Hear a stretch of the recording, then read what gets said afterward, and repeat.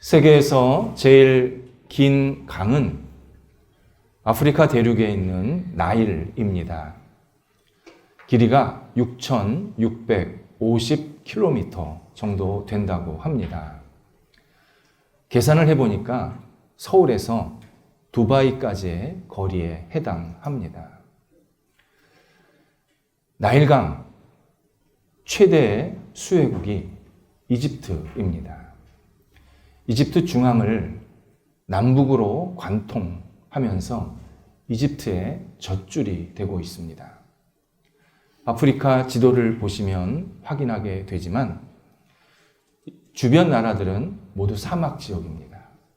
그런데 이집트만 푸른색으로 칠해져 있습니다.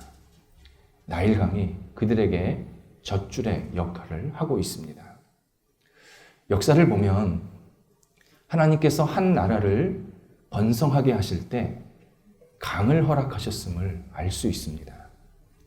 영국, 독일, 일본, 우리나라, 미국, 특히 뉴욕 같은 데는 큰 강들이 그 도시들 중간을 가로지르고 있습니다.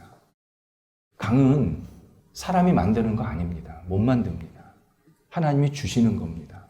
그리고 그 주신 것을 가지고 사람들이 잘 개발을 해서 번성한 국가로 만들게 됩니다.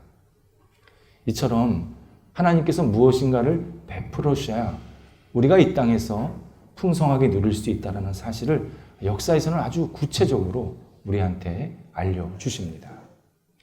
나일강은 독특한 점이 있습니다. 1년에 한두 차례씩 범람이 됩니다. 물이 넘칩니다. 상류, 탄자니아라는 나라에서 집중호우가 내리면 하류, 이집트에서 갑자기 물이 불어나서 확 물이 주변 토지를 촉촉씩 적시는 겁니다. 그러면 메말랐던 땅이 옥토가 되면서 식물은 풍성하게 열매를 맺히게 되고 짐승은 살이 찝니다. 이것을 이집트 사람들이 잘 활용했던 겁니다. 그래서 과거 이집트가 1500년, 역사상 제일 깁니다. 1500년 동안 최광대국으로 자리를 잡았습니다. 바로 나일강 때문입니다. 그리스도인에게는 나일강보다 더 위대하고 풍성한 강이 있습니다. 예수 그리스도가 주시는 은혜의 강입니다. 예수님께 가면, 예수님을 가까이 하고 예수님 안에 거하면 누구든지 풍성하게 가득 채워주십니다. 가리지를 않으십니다. 너 옛날에 이렇게 살았지. 너 이런 잘못했지. 너 이런 배경 가졌지. 전혀 차별이 없으십니다. 예수님께 가면, 예수님 안에 거하면 우리의 영혼은 살아나고 생명력은 넘치고 삶의 목적이 다시 준비되고 그리고 의미 있는 삶을 계속 살아갈 수 있도록 우리를 끊임없이 은혜의 강물 속에 계속 적시게 만드십니다. 바로 이 사실을 오늘 본문 37절에서 예수님께서 말씀하십니다. 내게로 오는 자는 내가 쫓아내지 않겠다. 정말 감동스러운 말씀입니다. 내가 누구인지, 내가 어떤 사람인지, 어떤 과거의 이력이 있는지 전혀 상관없이 내게 오는 자, 하나님이 선택해서 예수께로 보내는 그 사람은 예수님께서 절대 쫓아내지 않겠다. 반드시 그에게 풍성한 은혜와 사랑과 긍휼로 이 땅을 살게 만드시겠다. 약속을 하십니다. 이것이 선택의 세 번째 의미입니다. 하나님이 나를 선택하셔서 나를 예수님을 만나게 하고 예수님을 믿게 하시면 예수님은 우리를 그냥 다 받아주신다. 두 팔 벌려서 우리를 환영해 주신다. 그래서 우리를 주님 안에서 풍성한 은혜를 갖고 살게 하신다. 약속하십니다. 사람들은 거절에 대한 부담감이 있습니다. 내가 저 사람한테 다가갔는데 나를 거부하면 어떡하지? 내가 저 사람을 좋아하는데 저 사람이 나 안 좋아하면 어떡하지? 내가 짝사랑이면 어떡하지? 이렇게 많은 사람들이 부담을 가지면서 실제로 상대방한테 먼저 다가가는 것을 꺼려합니다. 상처받기 싫어서입니다. 내가 갔는데 거절하면 상처받으니까 그게 싫으니까 꿍 하고 그렇게 속상해하는 사람들이 많습니다. 세상에서 가장 큰 상처를 받고 있는 분이 바로 하나님이십니다. 과거에도 받으셨고 지금도 그 상처를 받고 계십니다. 하나님께서 우리에게 사랑한다고 고백을 하셨고 사랑의 행위를 하시면서 끊임없이 우리에게 채워주십니다. 딱 하나입니다. 이유는 나를 인정하라. 내가 네 주인이다. 내가 이 온 세상을 주관하는 주권자다. 하나님은 당신을 알고 모르고 예수를 믿고 안 믿고 상관없이 누구에든지 이 땅을 살아갈 수 있는 많은 것들을 베푸시고 생명을 주십니다. 그래서 우리가 예수를 믿지 않아도 하나님을 잘 몰라도 사람들은 풍성하게 살고 있고 생명을 누리고 있습니다. 딱 하나입니다. 하나님이 이렇게 주시는 이유, 나를 인정하라. 나를 인정하라. 하지만 여전히 사람들은 냉랭합니다. 저는 내 능력 가지고 살 수 있습니다. 저나 우리 가정 건사할 만한 그런 힘이 있습니다. 그러한 능력이 충분히 나한테는 있습니다. 하나님, 저한테는 필요 없습니다. 왜 하나님을 믿으라고 그럽니까? 저는 내 능력 믿으면 됩니다. 이렇게 하나님 앞에 계속 냉랭하게 하나님을 박대합니다. 하나님이 정말 공기 하나, 햇볕 하나, 물 하나 주시지 않으면 살 수 없는 우리인데 나는 마치 내 능력으로, 내 힘으로, 내 지식으로 이 땅을 잘 사는 것처럼 큰 소리 칠 때가 얼마나 많은지 모릅니다. 하나님 마음 아파하십니다. 하지만 하나님이 그렇다고 해서 당신의 은혜를 끊지를 않으십니다. 그래, 알았어. 이 은혜부터 받아. 이 생명부터 받아. 계속 우리한테 베푸시면서 하나님께 돌아오기를 간절히 기대하십니다. 하나님이 우리를 사랑하신다라는 이 사실, 이것이 오늘 두 번째 읽은 요한일서 4장 10절에서 말씀합니다. 우리가 하나님을 사랑한 것이 아니라 하나님이 우리를 먼저 사랑하사 그분의 독생자를 우리의 화목제물로 세상에 보내셨다. 말씀합니다. 하나님께서 우리를 가만히 놔두지 않으시고 구원받아야 된다. 너는 나를 믿어야 된다. 내 안에 거해야 된다. 내 독생자를 줄게. 내가 생명도 아끼지 않고 내 독생자를 줄게. 우리한테 보내셔서 그분을 통해서 그 예수 그리스도를 통해서 우리와 하나님을 만나게 하시고 하나님 안에 거하게 하시고 하나님을 인정할 수 있도록 계속 독려하시고 이끌어 주셨다. 지금도 그런 일을 계속 하고 계신다. 우리에게 분명히 알려주십니다. 하나님께서 우리가 하나님의 자녀로 살아가려고 할 때 예수 그리스도를 믿게 되면 하나님의 사랑을 더 깊이 깨닫게 만드십니다. 그래서 예수를 더 잘 믿고 진실하게 믿고 싶은 마음, 그 자발성이 생기게 만드십니다. 만약 예수 그리스도를 받아들이지 않으면 하나님의 사랑을 우리가 경험할 수가 없습니다. 진짜 사람들 말대로 하나님이 나 언제 사랑하셨어요? 하나님이 나를 언제 은혜와 그런 큰 능력으로 채워주셨어요? 큰 소리 칩니다.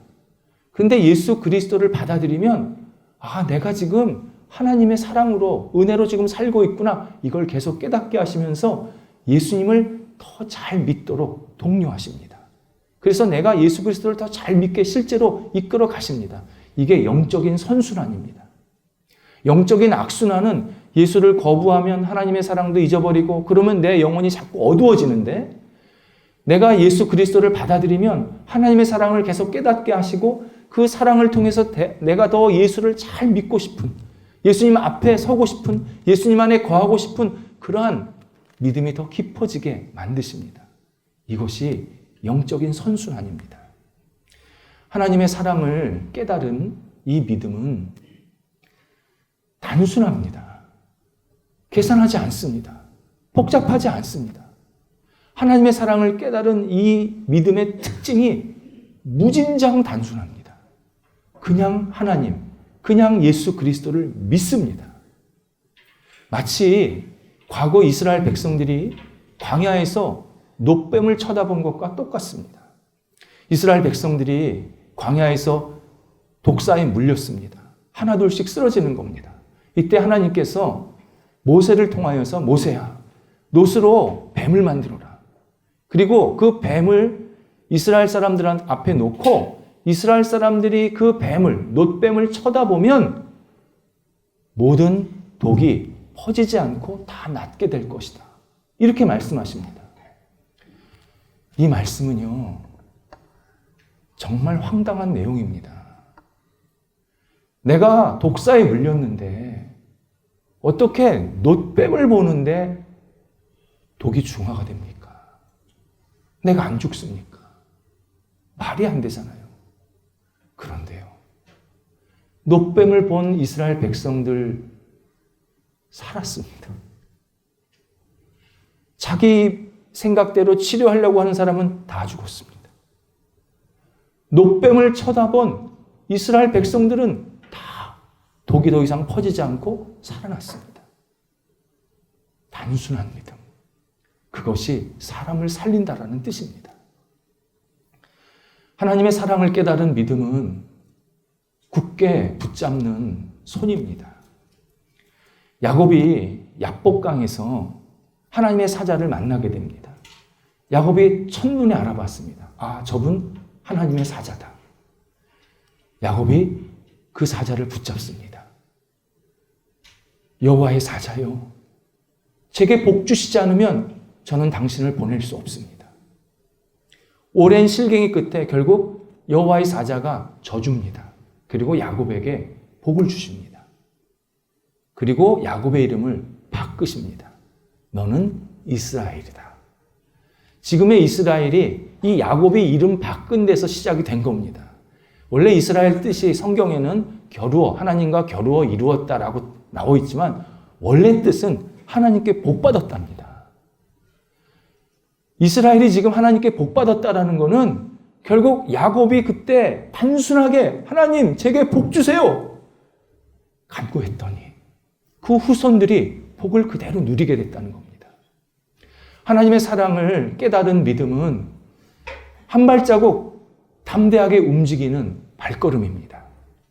하나님께서 아브라함에게 나타나셨습니다. 너는 내 고향을 떠나서 내가 지시할 땅으로 가라. 지시할, 알려주지 않으신 겁니다. 어디로 가라가 목적지를 안 알려주신 겁니다. 일단 움직이라는 겁니다. 아브라함 당연히 고민됩니다. 도대체 내가 내 고향, 내 땅을 떠나서 어디로 가라는 거야? 많은 사람들이 아마 가지 않았을 겁니다. 그런데 아브라함은 담대하게 한 발자국 뗐습니다. 뗐더니 하나님께서 직접 그를 계속 이끌어 가시는데 어디로 들어갔느냐? 지금 이스라엘 사람들이 사는 팔레스타인, 가나안 땅으로 데려가신 겁니다. 그 후손들이 이스라엘 땅이 된 겁니다. 아브라함이 하나님을 단순하게 믿고 한 발자국 움직였더니 하나님께서 그에게 복을, 은혜를 계속 열어주셨음을 우리는 확인하게 됩니다. 하나님의 사랑을 깨달은 믿음은 맛있게 먹는 입입니다. 하나님은 우리 한 사람 한 사람의 형편, 마음을 아시고 때에 따라서 계속 말씀, 은총을 허락해 주십니다. 이때 우리가 이 말씀, 나에게 주시는 말씀이지, 이 은총, 나를 잘 아셔서 주시는 하나님의 은총이지 기쁘게 받아들이고 꼭꼭 씹어서 소화시키면 내 영혼이 살찝니다. 내 영혼이 번성합니다. 내 삶이 풍성해집니다. 하나님이 나를 너무 잘 아셔서 그때 그 말씀을 주시는 거고 그때 그 은총을 계속 허락해 주시는 겁니다. 받아들이면, 잘 먹으면 내 삶이 세상 속에서 비교할 수 없을 만큼 그렇게 큰 은혜로 살아가게 만드십니다. 하나님의 사랑을 깨달은 믿음은 그리스도 위에 내 인생 집을 짓는 성실함입니다. 우리가 이 땅에 살면서 세상의 가치, 세상적인 방식을 너무 많이 배웠고 그것대로 살 때가 너무 많습니다. 그런데 하나님의 사랑을 깨달은 믿음은 아니야. 내 삶은 오직 그리스도의 가치, 그리스도의 마음, 그리스도의 사랑, 그리스도의 복음 위에 세워야 돼. 시간이 걸리지. 판석이니까 시간이 걸립니다. 그런데 차근차근히 내 삶을 그 그리스도 위에 계속 세워나가면 누구도 흔들릴 수 없는 튼튼한 내 인생의 집이 생기는 것을 내가 경험하게 됩니다. 그래서 내가 예수 그리스도 그 사랑 안에 거하면서 그 그리스도 위에 내 인생을 계속 세워나가면 내 인생이 흔들리지 않고 세상 속에서 누구보다도 견실하게 그렇게 살아갈 수 있도록 만들어 주십니다. 이게 진짜 믿음입니다. 어떤 분은요, 저도 예수님 믿고 싶습니다. 저도 하나님 잘 믿고 싶습니다. 근데 안 되는 걸 어떻게 해요? 안 믿겨지는 걸 어떡합니까? 저 예수님 잘 못 믿겠습니다. 믿음이 안 생깁니다. 이렇게 당신의 마음을 이야기하시는 분들이 계십니다. 건물에 불이 났습니다. 큰 불이 났습니다. 이때 갑자기 소방관들이 와서 밑에 그물망을 펼치는 겁니다. 그러면 건물 안에 있는 사람은 두 가지 생각을 하게 됩니다. 하나는 저 소방관을 내가 뭘 믿고 여길 뛰어내려. 내가 내 나름대로 살 궁리 좀 찾아봐야지 하면서 이 건물, 불난 건물에서 곧 무너질 터인데 계속 자기 살 궁리를 찾는 겁니다. 뭐 어디 다른 데가 없나. 또 한 사람은 저 소방관이 나를 살리러 왔지. 이게 임시로 설치놓은 그물망이지만 내가 여기 뛰어내리면 저 사람들이 나 잘 챙겨줄 거야. 그래서 그물망으로 떨어지는 사람이 있습니다. 둘의 결정적인 차이점은 절박함입니다. 절박함이 없으면 믿음이 안 생깁니다. 내 영혼 절박하다. 나 지금 심각하다. 내가 그냥 가만히 있으면 나에게는 멸망, 심판, 죽음밖에 없다. 내가 가만히 있으면 나에게 남는 거 아무것도 없다. 이러한 절박함, 이러한 간절함이 있어야 믿음이 들어오기 시작합니다. 나는 나 살 수 있는 방법이 있어.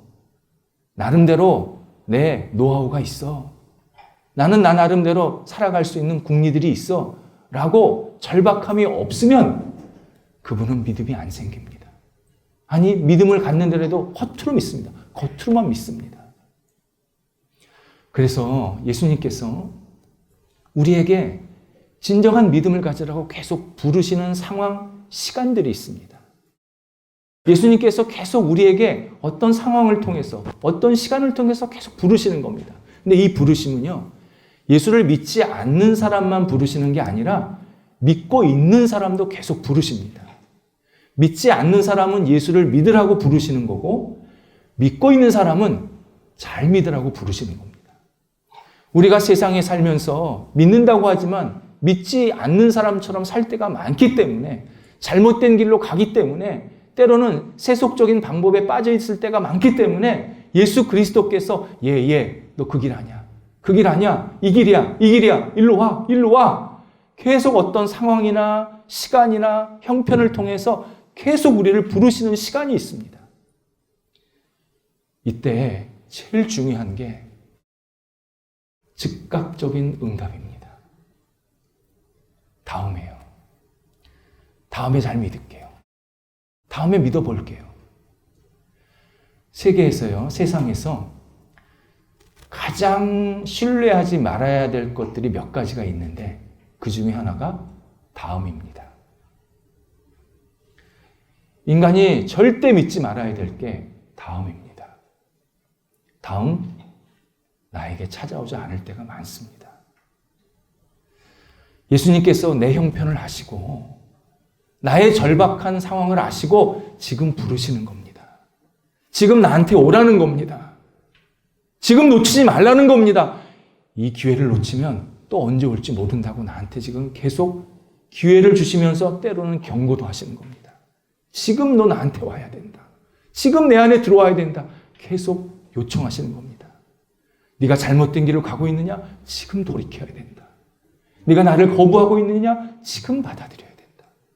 계속 지금, 바로 지금 우리에게 응답하기를 계속 요청하십니다.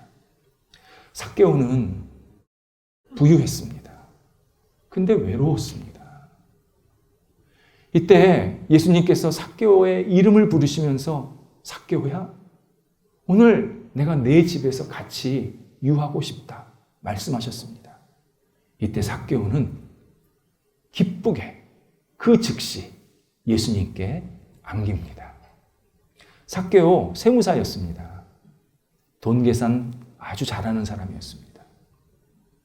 내가 예수께 가면 얼마나 내야지? 내가 예수님과 함께 지내면서 얼마나 지출을 해야 되겠지? 계산하지 않았습니다. 계산하지 않고 그냥 그 즉시 예수님께 갔더니 예수님께서 삭개오 인생을 완전히 바꿔놓으셨습니다. 그동안 자기가 좋아했던 것, 소중하게 여겼던 것이 다 밑으로 내려가고 예수 그리스도, 그분이 자기 인생의 중심이 되어서 그때부터 새로운 삶을 살게 만드셨습니다. 반대의 경우도 있습니다. 사도 바울입니다.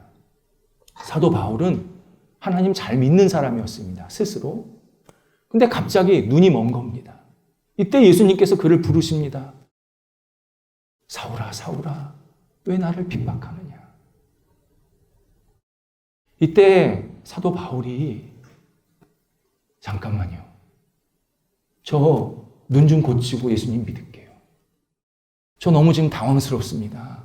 갑자기 왜 눈이 뭡니까? 저 좀 마음을 추스린 다음에 예수님 믿을게요. 그러지 않았습니다. 그 즉시 예수님을 쫓아갑니다. 그랬더니 바울의 인생도 완전히 바꾸십니다. 그동안 바울의 인생은 하나님을 믿었지만 자기 자랑에 굉장히 앞섰던 사람입니다. 근데 예수 그리스도를 받아들이고 나니까 예수를 자랑합니다. 예수를 세상 사람들한테 전하게 됐습니다. 사도 바울이 유럽을 변했고 로마를 변화시켰고 결국 우리에게 복음을 전해주는 통로가 되었습니다. 위대한 전도자의 삶을 하나님께서 사도 바울을 통해서 이루게 하셨습니다. 예수님께서 우리를 부르실 때는 어릴 때도 부르십니다. 시간이 어린아이도 부르십니다. 어린아이 부르시는 이유 분명합니다. 어린아이들도 구원 얻어야 합니다. 어린아이들도 죄성이 깊습니다. 성경은 분명합니다. 에서부터 어른까지 인간은 죄에 푹 빠져 있다. 그 표현 방법만 다른 뿐이다. 이 죄를 용서를 받아야 되고 예수 그리스도 앞에서 모든 것이 해결돼야 되고 구원받아야 된다. 어린아이도 그래서 계속 부르십니다. 제가 목회 초년 시절 때 너무 가슴 아프지만 한편으로는 제가 평생 정말 감동스러운 경험을 한 적이 있습니다. 그 당시 그 아이가 10살이었습니다. 신앙생활을 너무 잘합니다. 신앙생활만 잘하는 게 아니라 굉장히 명민합니다. 지금 생각해 보니까요. 그때는 그런 제도나 어떤 이렇게 기회가 흔치 않았는데 요즘 같았으면 영재가 아니라 천재 판정 받은 애입니다. 못하는 게 없어요. 어디서 영어를 배웠다고 영어를 그렇게 잘해요? 못하는 게 없어요. 학교에서, 가정에서 이 아이를 아는 사람들은 이 아이 우리 한국 사회를 이끌어갈 훌륭한 지도자가 될 거다. 다 기대했습니다. 그런데 갑자기 소아 백혈병에 걸립니다. 2년여 동안에 정말 투병 생활하면서 병원에서 살았습니다. 결국 못 고쳤습니다. 제가 신방을 갔는데요. 그 아이가 저한테 이런 얘기를 하는 겁니다. 목사님, 하나님께서 제게 주신 시간이 여기까지인가 봅니다. 하나님이 저를 부르시고 있습니다. 저는 하나님 만날 준비가 되었습니다. 12살짜리가요. 30대 초반 목회자한테 이 얘기를 하는데 제가 충격을 받았습니다. 말을 못 하겠는 거예요. 눈물만 흘렸죠. 이 아이도 눈물 흘렸습니다. 간절히 기도했어요. 이틀 있다 세상을 떠났습니다. 그런데 기적이 일어납니다. 이 아버지가 이 아이만 바라보고 산 겁니다. 교회 생활을 거의 안 했어요. 안 나왔어요, 교회를. 출장이다. 돈 벌어야 되니까. 일이다. 밤낮 없이 그냥 돌아다닌 거예요. 애 뒷바라지 한다고. 장례식이 끝났는데 목회자들 앞에서 이렇게 얘기합니다. 제가 제 자식보다 못나게 살고 있었습니다. 다시 살겠습니다. 그러더니 교회 열심히 나오시고 세례 받으시고 그리고 1년 있다가 남은 식구들이 새롭게 출발하자고 외국으로 이민을 간 그러한 경험이 있습니다. 저는 이 가정을 보면서 하나님이 한 어린 영혼을 통해서 어떻게 그 가정을 변화시키고 주변 사람들에게 어떻게 영적인 영향을 끼치는 것을 정말 눈으로 똑똑히, 아니 내 몸으로 체험을 했습니다. 하나님이 이렇게 부르시는구나. 이렇게 사람을 이끌어 가시는구나. 제 평생 잊지 못할 목회적 경험이 되었습니다. 하나님의 부르심, 예수 그리스도의 부르심은 잘 나갈 때도 나옵니다. 내가 성공했을 때, 내가 세상 속에서 좋은 일이 계속 생겼을 때 예수님께서 그의 영혼을 또 두드리십니다. 너는 이 성공이 다라고 생각하느냐? 너는 이 성공이 너의 영원한 생명을 지탱해 줄 거라고 생각하느냐? 네가 세상 속에서 성공했다면 영적으로도 성공해야 될 거 아니냐? 예수님께서 계속 그에게 질문을 던지십니다. 오라는 겁니다. 나를 받아들이고 진정한 영생을 얻으라고 우리를 부르십니다. 예수님의 부르심은 마지막 세상을 떠나기 전에도 찾아옵니다. 어떤 사람은 가족들이 모르는데 예수님의 음성을 듣기도 하고 예수님의 소리를 이렇게 녹화하는 소리를 들어서 자기도 모르게 예수님께 이렇게 가는, 그러니까 가족들도 모르죠. 그래서 마음이 평안하고 예수님을 만나는 사람들이 있습니다. 목회적 경험으로 그런 일들이 있습니다. 또 어떤 분은 마지막 떠나는 시간 앞에 두고 이런 고민을 얘기합니다. 목사님, 제가 하나님을 위해서 한 일이 아무것도 없는데 지금 예수 믿는다고 구원받을 수 있을까요? 당연하지요. 우리는 아무것도 구원을 위해서 하는 게 없습니다. 어떤 사람도 구원을 위해서 한 일이 없습니다. 하나님께서 우리를 사랑하셔서 구원자이신 예수 그리스도를 세상에 보내셨고 그 예수 그리스도가 우리의 죄를 위해서 신의 십자가에 죽으셨고 우리를 살리시려고 다시 부활하셨습니다. 구원의 A서부터 Z까지 전부 하나님, 예수 그리스도, 성령님이 다 하셨습니다. 우리는 하나님이 하신 일만 받아들이면 됩니다. 그러면 우리를 의롭다, 잘했다, 잘 왔다. 우리를 칭찬하시면서 당신의 자녀로 삼아 주십니다. 예수 그리스도가 우리 한 사람 한 사람을 너무 사랑하십니다. 너무 사랑해서 주체를 못 하신다고 우리에게 말씀하십니다. 우리가 이 예수 그리스도께 우리의 영혼, 우리의 삶을 드리면 예수님께서 우리를 두 팔 벌려서 잘한다. 이 길로 가자. 이렇게 가자. 이렇게 살자. 우리를 독려하시면서 날마다 새롭게 이끌어 가십니다. 예수 그리스도, 그분께 가면 절대 우리를 내쫓지 않으신다. 할렐루야입니다. 할렐루야입니다. 내가 어떤 행동을 했던, 어떤 부족함이 있던, 어떤 잘한 것이 있던 예수께 가면 두 팔 벌려서 내쫓지 않는다. 우리에게 약속하십니다. 기도하겠습니다. 하나님, 예수님 저희를 불러주셔서 오늘도 주님 의지하며 주님 바라보며 주님을 다시 새롭게 신뢰하고 믿을 수 있게 하신 것 감사를 드립니다. 저희들의 부족함, 부끄러움, 연약함 주님 아십니다.